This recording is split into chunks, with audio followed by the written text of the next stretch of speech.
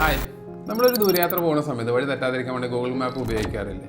വീട് പണി അതേപോലെ തന്നെ ഒരു ദൂരയാത്രയാണ്. എന്നാൽ നിങ്ങളുടെ ലൈഫിൽ വലിയൊരു സമ്പാദ്യം എടുത്തിട്ട് വീട് പണിയുന്ന സമയത്ത് പലരും ഒരു മാപ്പും ഇല്ലാതെയാണ് ഈ യാത്ര തുടരുന്നത്. പലരും വിചാരിക്കും കയ്യിലൊരു പ്ലാനും പിന്നെ ഓരോന്നിനും എത്ര വരുമെന്നൊരു ഏകദേശം കണക്കുണ്ടല്ലോ, അതും പോലെ വീട് പണി തുടങ്ങാനുണ്ട്. പക്ഷേ സത്യാവസ്ഥ അതല്ല.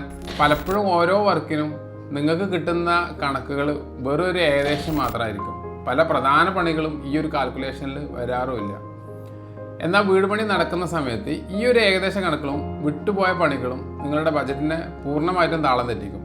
യഥാർത്ഥത്തിൽ ആ ഏകദേശം എന്നുള്ള വാക്കാണ് പിന്നീട് ബജറ്റ് കൈവിട്ടു പോകാൻ കാരണമാവുന്നത്. ഇതിൻ്റെ പ്രധാന വേറൊരു കാരണം എന്താണെന്ന് വെച്ചാൽ നിങ്ങളുടെ സ്വപ്നങ്ങൾ വളരെ വലുതായിരിക്കും, എന്നാൽ ബജറ്റ് ആണെങ്കിൽ വളരെ പരിമിതമായിരിക്കും. ഇതിനിടയിലേക്കാണ് ശരിക്കും മറ്റുള്ളവരുടെ കുറേ സൗജന്യ ഉപദേശങ്ങൾ വരുന്നത്. ഇത് കേട്ട് പ്ലാന് മാറുന്ന സമയത്ത് ഇത് നിങ്ങളുടെ ബജറ്റിനെ എങ്ങനെ ബാധിക്കുമെന്ന് പലപ്പോഴും നിങ്ങൾ ചിന്തിക്കാറില്ല. ഓരോ പണിക്കും എത്ര ചിലവ് വരുന്ന കൃത്യമായ ധാരണകളില്ലാതെ ഇത്തരം ഉപദേശങ്ങളൊക്കെ കേട്ട് മുന്നോട്ട് പോകുന്നത് കൊണ്ടാണ് ബജറ്റ് പകുതി വഴിയിൽ നിങ്ങൾക്ക് കൈവിട്ട് പോകുന്നത്. മാപ്പില്ലാത്ത യാത്ര നിങ്ങളെ വഴി തെറ്റിക്കുന്ന പോലെ തന്നെ കണക്കില്ലാത്ത വീട് പണി നിങ്ങളുടെ ബജറ്റും തെറ്റിക്കും. ഈ ഒരു പ്രശ്നത്തിന് ഒരു പരിഹാരമുണ്ട്. കൃത്യമായ ഒരു ചിലവ് കണക്ക് നിങ്ങളുടെ കയ്യിൽ വേണം. ഇതിനെക്കുറിച്ച് ഞാൻ അടുത്ത വീഡിയോയിൽ വിശദമായിട്ട് പറയാം.